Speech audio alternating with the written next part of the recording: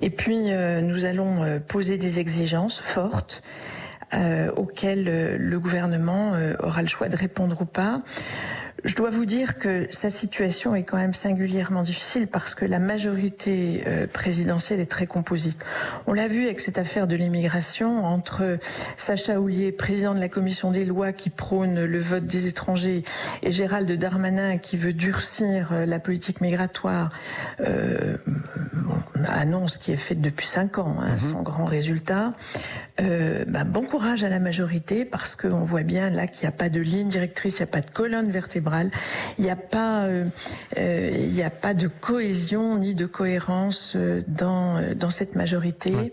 Et nous, nous sommes tout au contraire désireux de faire avancer dans la cohérence de nos idées et de notre famille politique nos propositions. Et ça sera le cas notamment sur la loi immigration à la fin de l'année. J'ai vu que vous aviez protesté contre le fait que cet examen soit reporté à la fin de l'année. Oui, je pense que le report de l'examen de la loi immigration est lourd de sens. D'abord, la Première ministre n'en a pas voulu à la rentrée.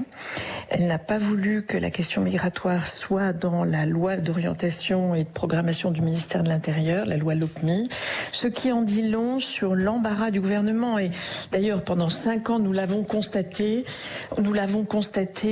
sur la loi Asile-Immigration. C'est une loi dont on est ressorti plus exposé qu'on y était entré.